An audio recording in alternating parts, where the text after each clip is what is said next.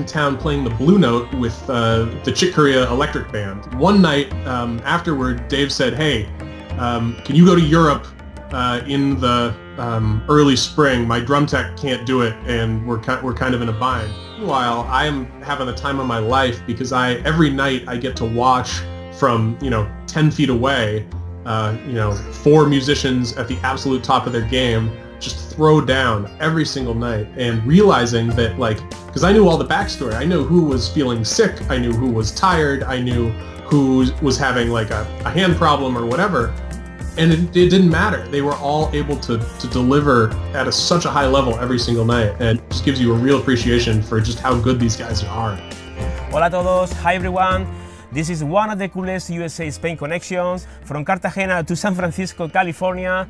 Mr. Online Drums TV friends, it's for me a real pleasure being talking today with an incredible man, a very creative man, my friend, Mr. LUCAS IVES.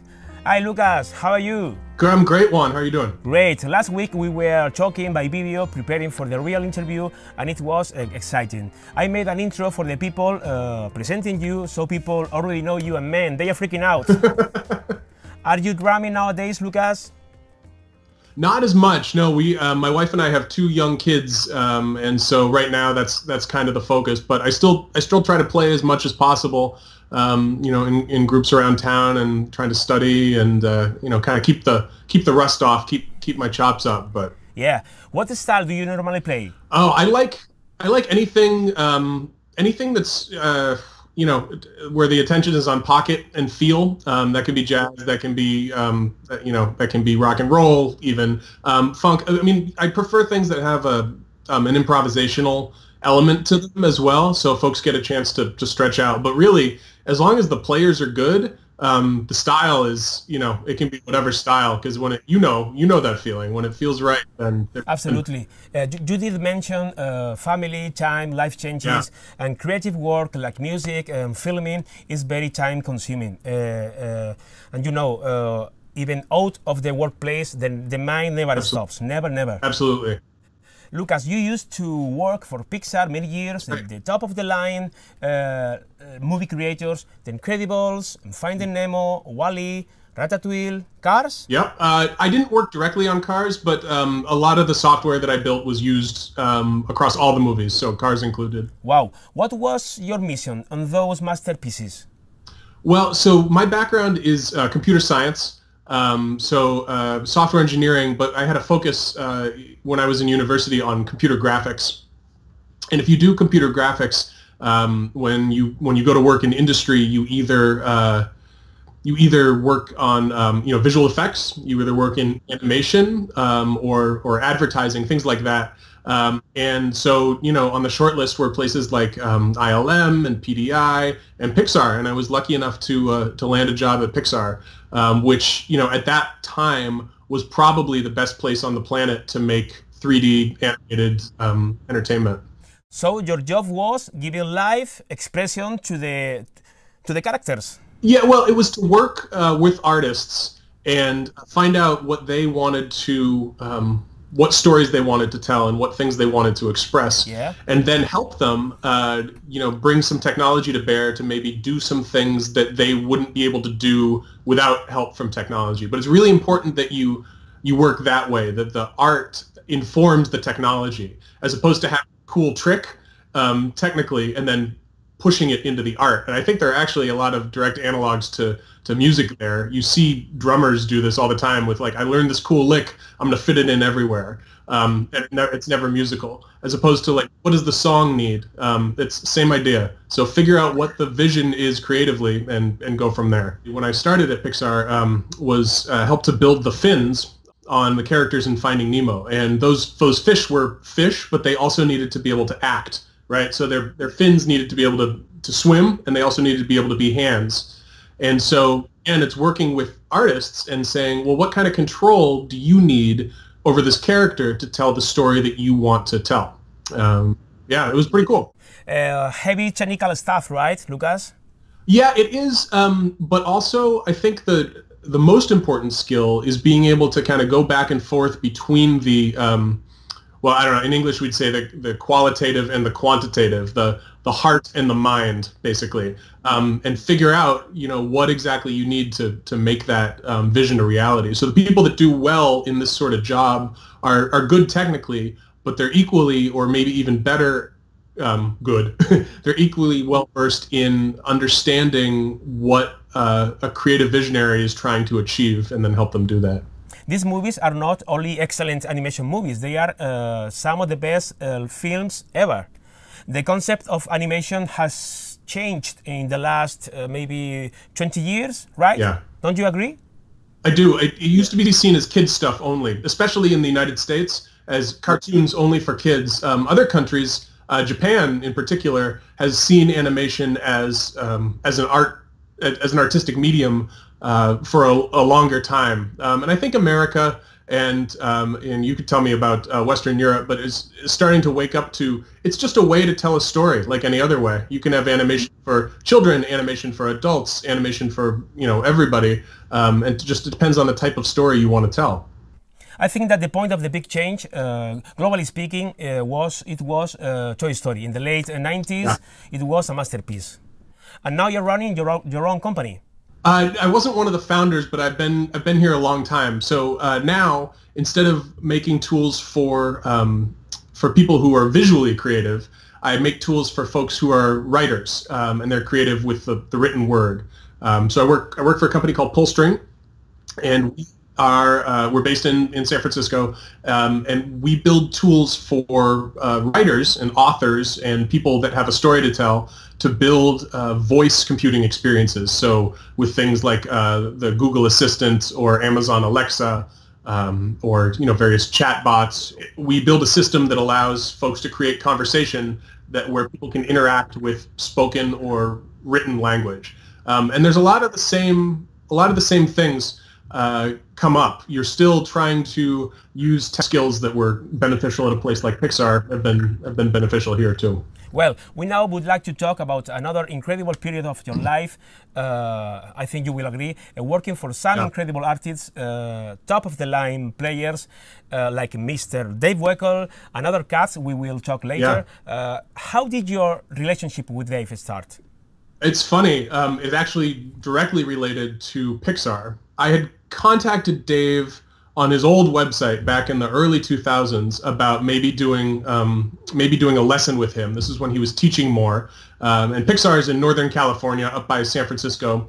Dave lives in Los Angeles, which is a quick flight or a 6 or 7 hour drive away. But I was getting to a point where I thought I was ready to take a lesson with him, and so I was trying to set that up. And as you know, he's a busy guy. He's all over the world all the time. But he at some point he came by Yoshi's, which is the big one of the big jazz clubs in the United States, where all the cats come through. They play Yoshi's when they're on the West Coast. And I met him afterward, first time, and I offered, hey, if you and the band wanted to come by PIXAR for a tour, I'd be happy to host you and show you guys around. And it didn't work out, but later his daughter was in town, and he emailed me and said, hey, would you give my daughter Claire a tour with some of her family was in town too. And I said, sure. And so I did that, and we had a great day. I think Claire had a lot of fun. That was in 2005 or 6. And I think after that, Dave and I just stayed in touch, and I finally got down there to do my first lesson with him. And we did a few of those, and Dave was in town playing the Blue Note with the Chick Corea Electric Band. I was just kind of hanging around, trying not to be annoying to him, but also trying to, connect up and learn as much as I could, just because, between him and Chick and Frank and Eric and John, they're just, some of the best in the world, especially for that particular type of music. I was just trying to soak up as much as I could. And one night, I was there for all the shows, and one night afterward, Dave said, hey, can you go to Europe in the early spring? My drum tech can't do it, and we're kind of in a bind. And before even looking at my schedule or knowing if I could do it, I said yes, and then figured it out afterward. And that was the tour with Mike Stern, which was how I first met Mike and started working for him. And so, long story short, that was kind of the jumping off point for my working for Dave as his drum tech. Yeah. How many lessons did you take with Dave? At this point, it's kind of a less formal thing, but I think I've probably done 4 or 5 like formal lessons with Dave. But I'm lucky enough to be able to say, Dave's a friend of mine, and we talk about all sorts of stuff, not just drums. But having a friend like that, where I can say like, oh hey, I made this recording of this idea. What do you think? Like, and he can be like, oh, I try to bring this out more. Oh, I'm seeing you're like rushing here, dragging here, whatever. Is just a super great resource to have. Actually, folks that are a part of his online school. He's got the Dave Weckl online school. There's a book group that goes along with it, and it's that sort of feedback where it's just very personalized. And you've met Dave, and he's very he's an honest guy, and so he'll tell you what he thinks, and he's very aware of what it takes to get to all the different levels of player that he has been, and so as long as you can be open to receiving honest criticism, it's the best thing in the world, because he will help you be better. Absolutely. It may hurt at the beginning, but it's the best. Yeah. I heard this from you talking about Cliff Almond. Did you take lessons with Cliff, right? I did. Yeah, I've probably had more lessons with Cliff than Dave. He said, identify the worst thing in your playing and dedicate the most of your time to it. That's right. Yeah, and I think the way Cliff talked about it was like that thing that you never practice because it's so frustrating, that's where you need to spend all your practice time, right? Because if you go into the shed and you spend whatever amount of time you have, an hour, 3 hours, 12 hours, doing stuff you already know how to do, you've wasted your time. And so it's becoming okay with that uncomfortable feeling of not getting it and not getting it and not getting it, and making very slow incremental progress to the point where, I don't know, I heard an expression once, it's not practice until you get it, it's practice until you can't get it wrong. In filming, in acting, in music. Everything, yeah. Talking about practice and learning, does Dave know what kind of impact in the drumming community did his first 2 instructional videos, Back to Basics and The Next Step? Have you talked with him about it? I can't remember a particular discussion with him about it. I mean, I'm sure it's come up over the years. It's funny, he talks about how differently he does things now versus what he did then. And people who are fans sometimes fall into one of 2 camps.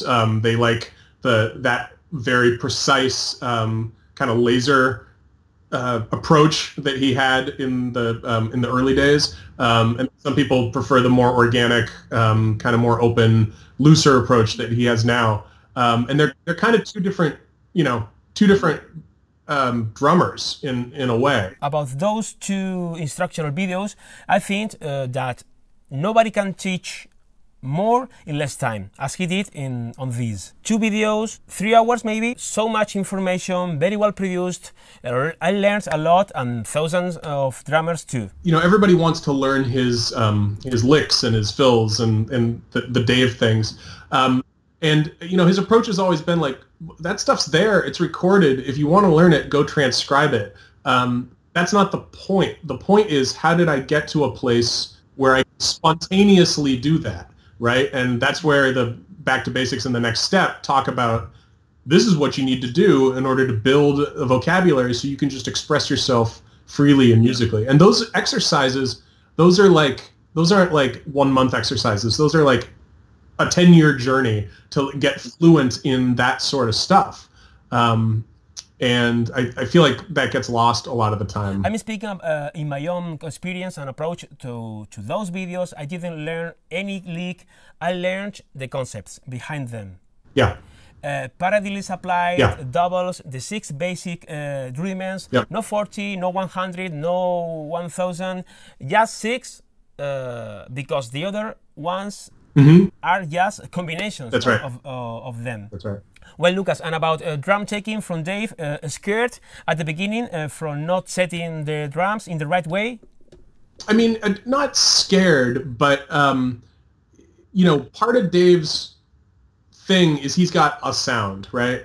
The reason that he always sounds like himself is he's got total control over, well, number one, he feels totally comfortable at the instrument every night, or at least that's the goal. Number two, the sonic aspect of it, he does most of the mixing himself, and in most cases will only send stereo left and right out to the mixer front of house. He does the actual drum mix. He does his own monitor mix. In a lot of cases, he'll do a monitor mix for other members of the band because he's got that engineer side going as well. I mean, he mixes records in his home studio when he's home, in addition to like playing on tracks.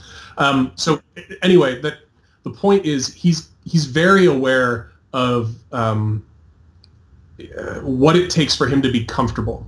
And when you talk about the raw meat and potatoes of setting up a drum set, especially a big drum kit like Dave plays, there are so many heights and angles and, you know, positioning, and any one of those things being off makes him less comfortable, which takes him out of kind of this creative space that he wants to be with. And again, I don't know if I'd say perfection, but I'd go back to that word consistency. You know, a simple example is the one you always see him teaching in clinics, which is around snare drum height, right? And how everybody always, in general, puts their snare drum way too low.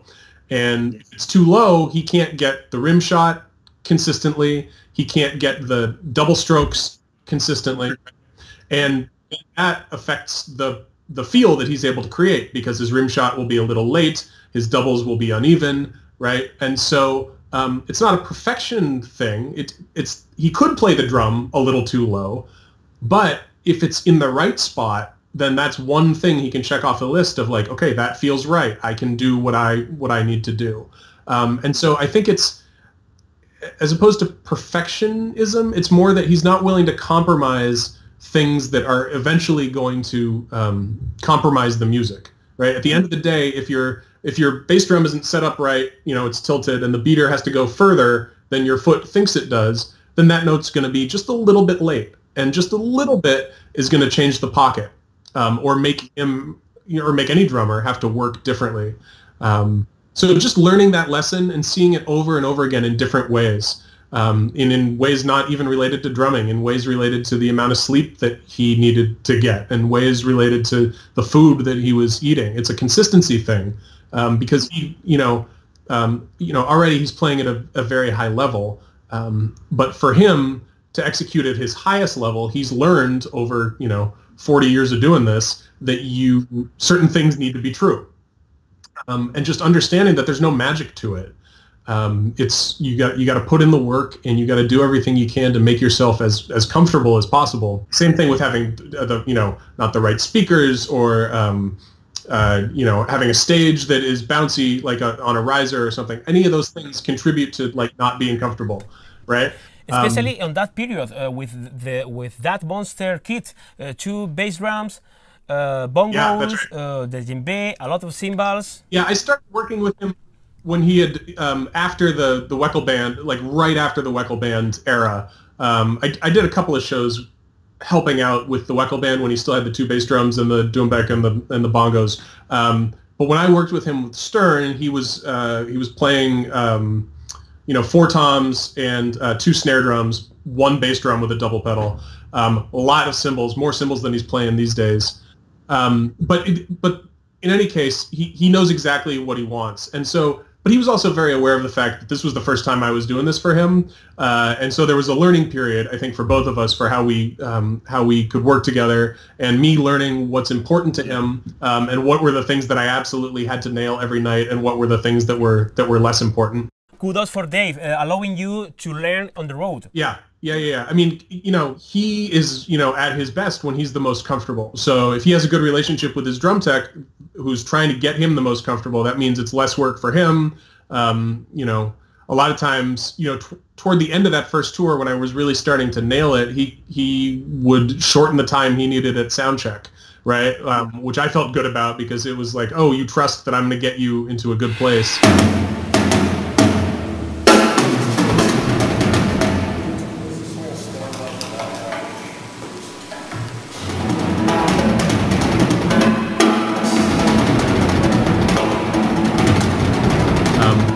and meanwhile, I'm having the time of my life because every night I get to watch from, 10 feet away, 4 musicians at the absolute top of their game just throw down every single night, and realizing that, like, because I knew all the backstory. I knew who was feeling sick. I knew who was tired. I knew who was having like a hand problem or whatever. And it didn't matter. They were all able to deliver at such a high level every single night. And it just gives you a real appreciation for just how good these guys are. Amazing, Lucas. One thing that Dave says is, with our experience, even a bad night is a good night. And we mortals have no idea, or maybe have no idea of what, when they are here, when they are here. Well, it's interesting because after seeing, going on tour, any given tour, and seeing 30 shows on successive nights, you start to notice. You're like, oh, so-and-so missed that. Oh, that wasn't as good as last night. But it's all relative, right? The amount of dedication and time that these guys have put into mastering their craft is just... It's really admirable. And that's beautiful too. It's a live performance. It's different every night. Yep. Dave is known for many things. One of them is full control of his monitor and PA system since his first Korea gigs. I think that 2 of the best drummers in the world with the best sounding kits are Mr. Simon Phillips and Dave Weckl. Yep. And the key word in your work and in live situations is consistency. Yes. No matter the room, big, small, outdoor, indoor, consistency. And what kind of typical sound adjustments could he do or you in a room just to make it sound right? For example, in a non-beautiful sounding room.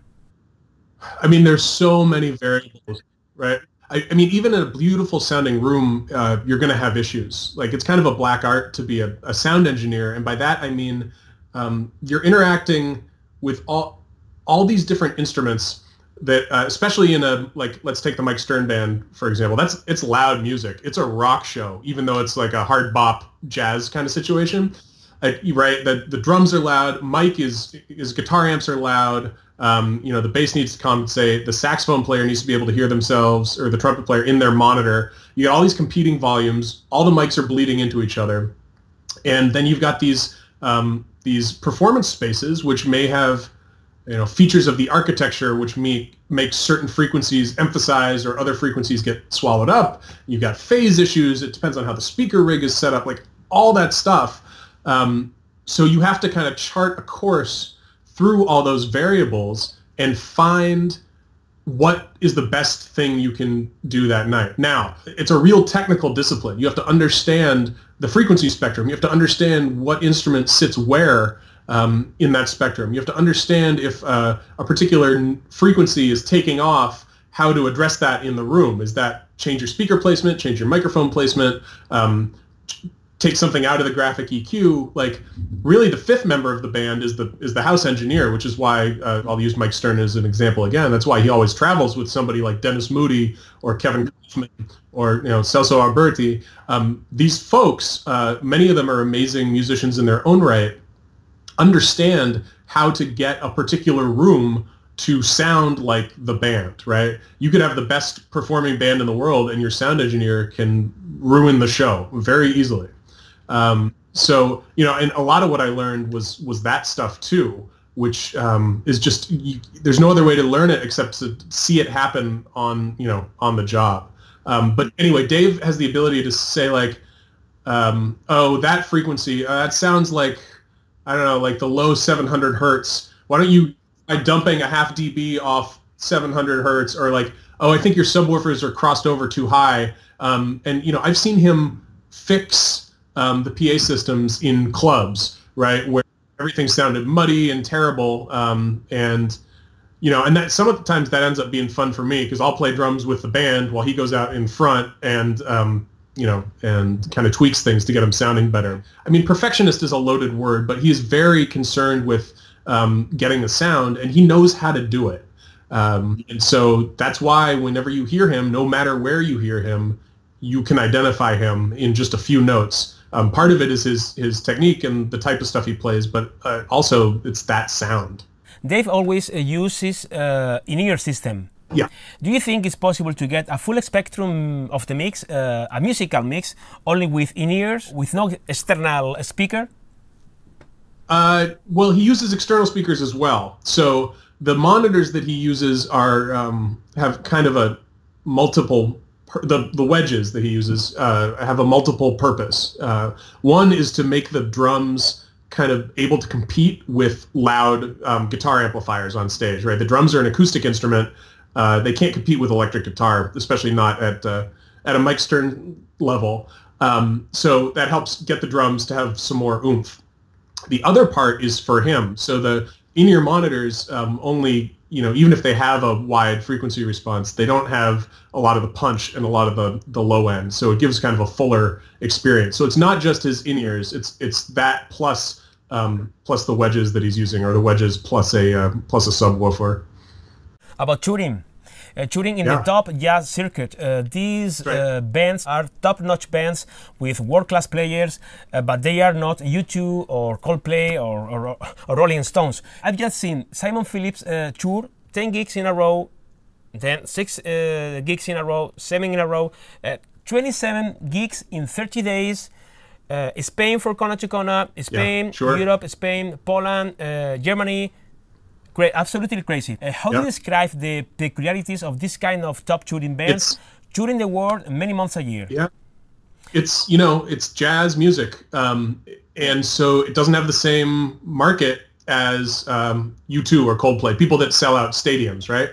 And so the way it usually works is you get food and a hotel room the night you play the gig, but taking a day off, you have to pay for that stuff. And so a lot of it just comes down to money. It's a crazy job to schedule all this, but maybe there's a gig here one night and there's a gig 13 hours away the next night, and that's the only place you can get a gig. And so it's like, okay, that's what we're doing. We're going to finish the show. The band is going to go shower. I'm going to pack the stage. We're going to get on the bus and go 13 hours and then unload and unpack. And you hope you don't have too many days like that, but that's just the way it works out, and that's where the work is. One of the sad things is you can't really do that in the United States anymore. Europe, luckily, Japan and other parts of Asia, luckily, there's still budget for the arts, and there's still a cultural feeling that these are important. When I would be at shows in Europe, I would see two 18-year-olds on a date going to see a jazz show, which was awesome. When I go to a show here in the United States, a lot of the time it's 50-year-old men are the only people at the show.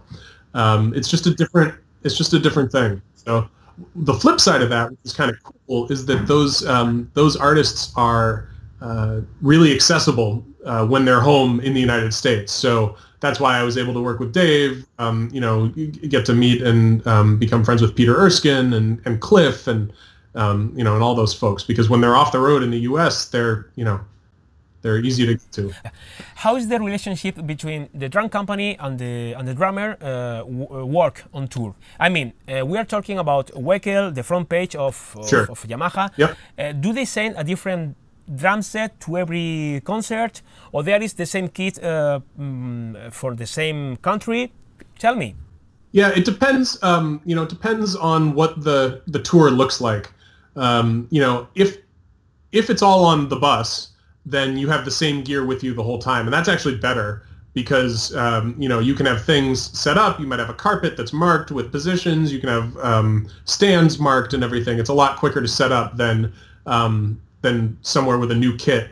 Again, Dave being the name player that he is, we always had really good support from Yamaha and from Remo and from Vic Firth and Shure. Like, they would all make sure, no pun intended, they would all make sure that all the stuff he needed was there. But it was sometimes you'd run into something where somebody hadn't paid attention to the rider, and the drums were a different depth than we were expecting, or it was the wrong snare drum, or it was the wrong bass drum pedal. And there's not a lot you can do when you've flown into Norway for one gig.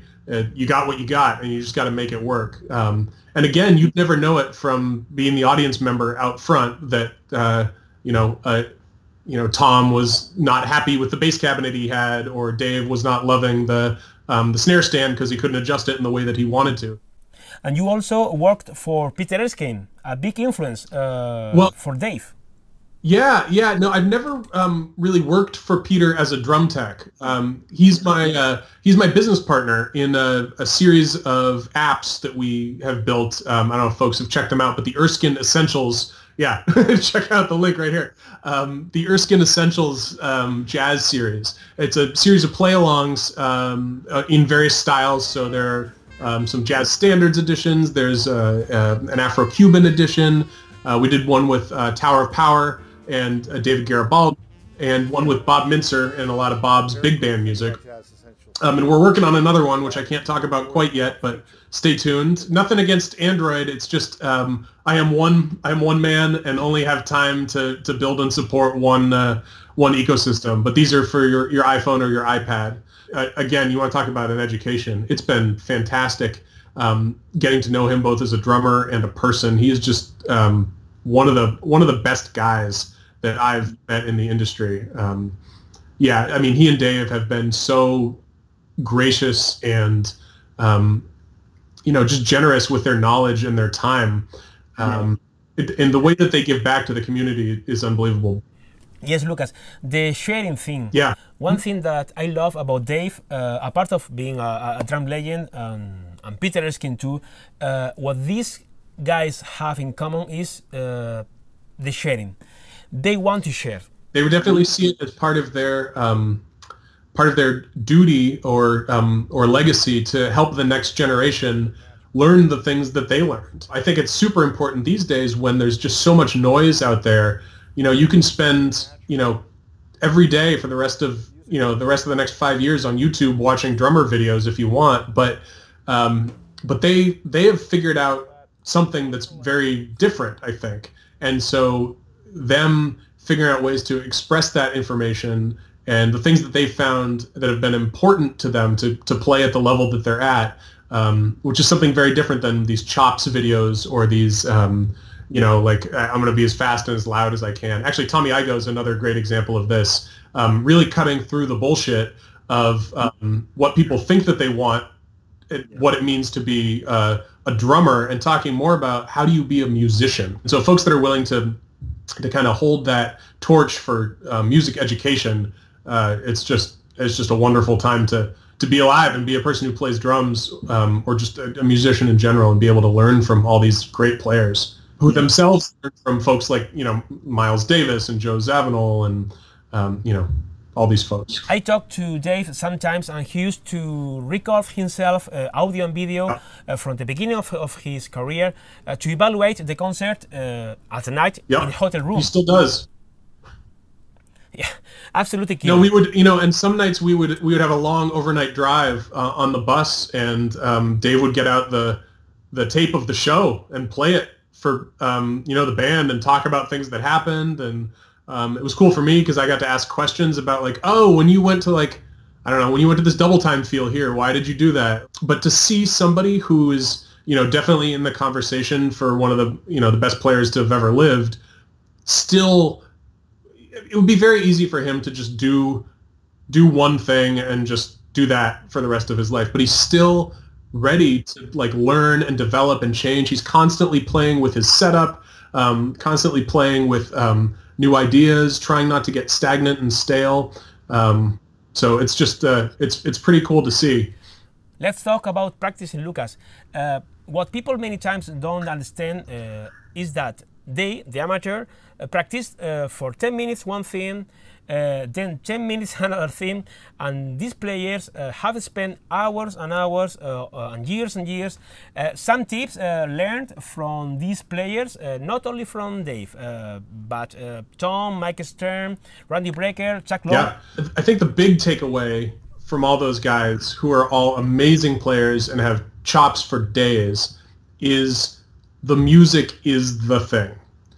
Yeah, you need to be technically proficient. You need to be able to play in all 12 keys. You need to have strong singles, strong doubles, all that. You need to have some vocabulary for when it's your time to solo. But the feel of the music is the thing.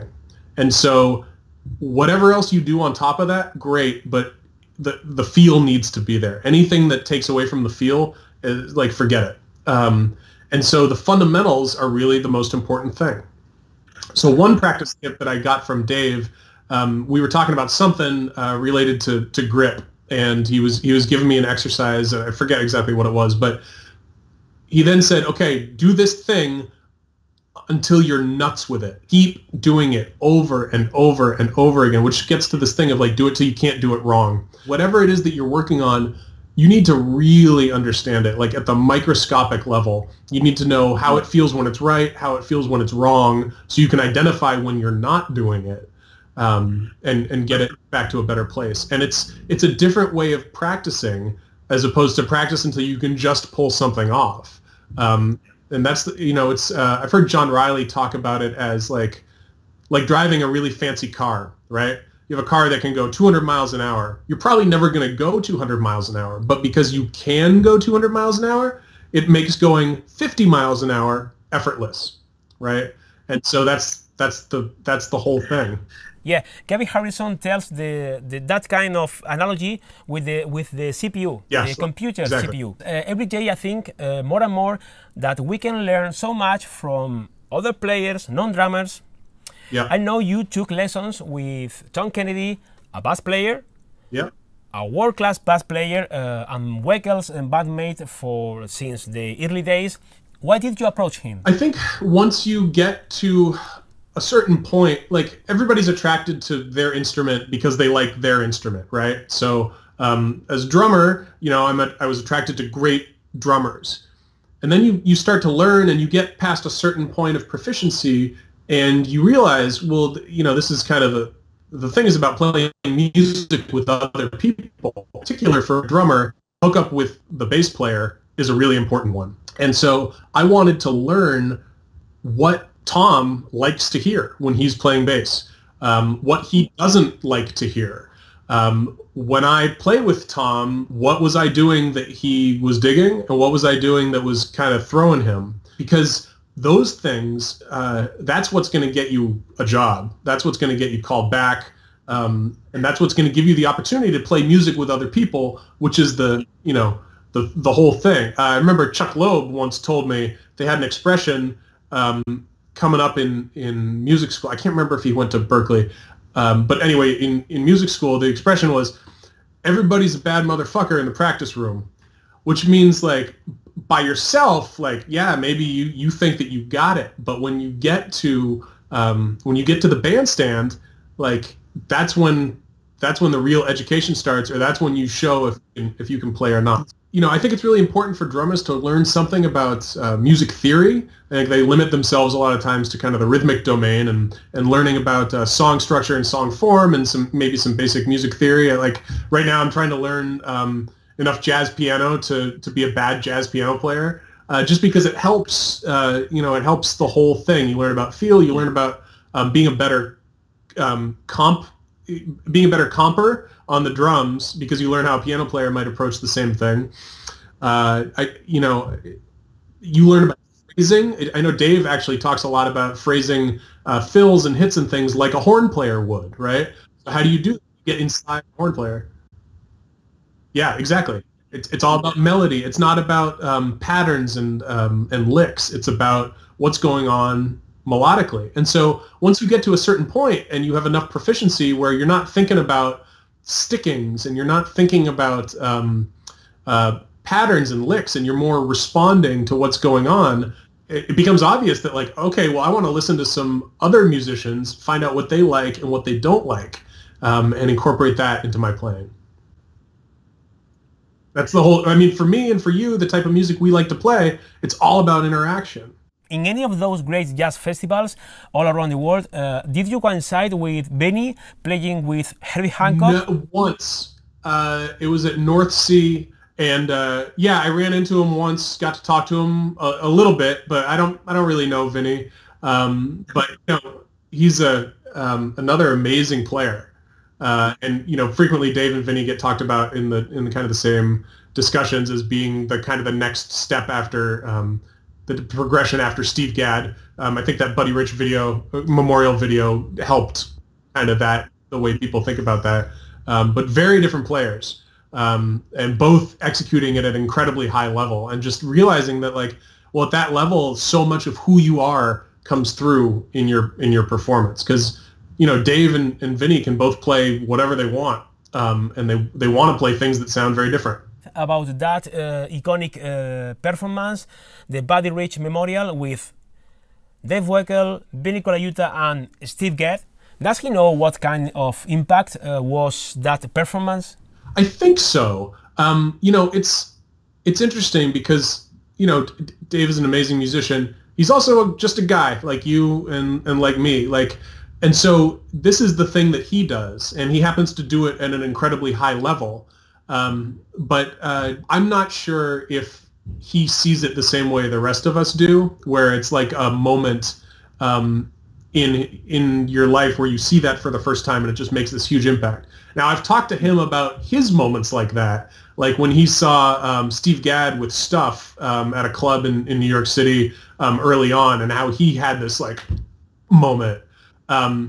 So you know, it's interesting because now he's transitioned to be that guy for other people, and I know he knows that a lot of younger players look up to him, but it's tough to know if he sees it in the same way that everybody else does. If you had to resume in a phrase or two phrases, the learning experience of seeing these players, not only Weckl, those, all of them, night after night, 10 feet away, traveling all around the world, 3 or 4 years?